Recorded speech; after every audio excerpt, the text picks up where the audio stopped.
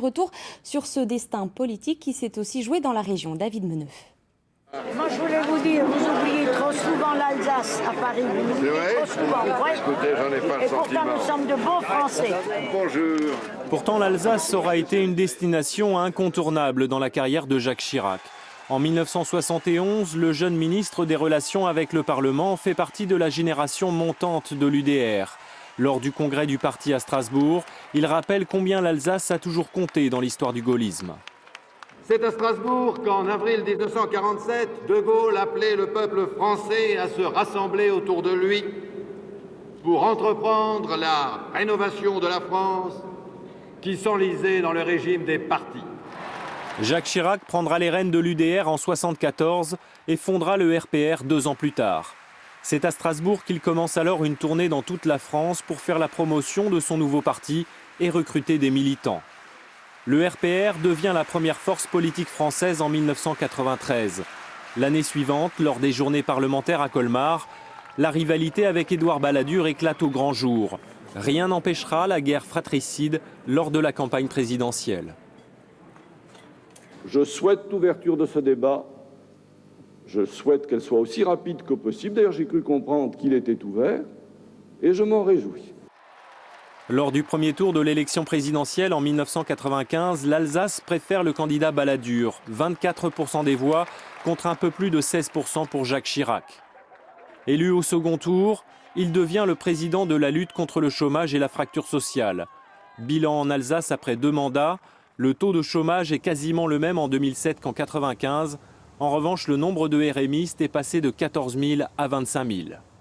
Parmi les premières priorités du nouveau président, la construction du TGV Est européen. Le TGV Est fait partie des tout premiers projets retenus. Et je pense que, à la fois psychologiquement et financièrement, cette décision de Cannes est importante et que maintenant, ce projet va pouvoir devenir une réalité. C'est important pour la France, et notamment pour l'Alsace, mais c'est important pour l'Europe. Le TGV devient effectivement une réalité 12 ans plus tard. Autre priorité présidentielle, la lutte contre le cancer. Jacques Chirac favorise la création d'un cancéropôle Grand Est et transfrontalier. Concernant l'Europe, Jacques Chirac aura longtemps soutenu la vocation européenne de l'Alsace. Alors qu'il était Premier ministre en 1987, il défendait déjà le maintien du siège du Parlement européen à Strasbourg. Le maintien du Parlement européen à Strasbourg, qui est une évidence, qui est, le président Poher le disait tout à l'heure, un peu l'âme de l'Europe, constitue évidemment un sujet sur lequel mon gouvernement, sur lequel aucun gouvernement ne pourrait transiger. Strasbourg n'est pas négociable. En Alsace, Jacques Chirac poursuivra la tradition des rencontres informelles franco-allemandes initiées par Valéry Giscard d'Estaing. Autour d'une bonne table, il échange avec Helmut Kohl ou Gerhard Schröder. D'abord favorable à l'Europe des nations, Jacques Chirac deviendra au fil du temps un Européen convaincu.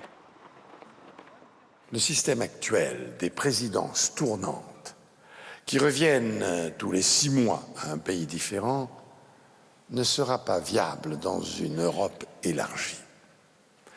Il faut donner un président à l'Union européenne. Le second mandat présidentiel est marqué en Alsace par le devoir de mémoire. Jacques Chirac a été le premier président à reconnaître la responsabilité de l'État dans la déportation des Juifs. Du Veldiv en 1995 au Struthof en 2005, le président aura dénoncé l'extrémisme et appelé à la résistance. Combattez sans relâche ceux qui prônent en France ou dans le monde la haine, le racisme, l'antisémitisme, l'intolérance. Jacques Chirac a visité le mémorial d'Alsace-Moselle à Schirmeck. Il a aussi inauguré à Natzwiller le centre européen du résistant déporté, situé juste à côté du monument aux martyrs et héros de la déportation. Un mémorial inauguré 45 ans plus tôt par le général de Gaulle.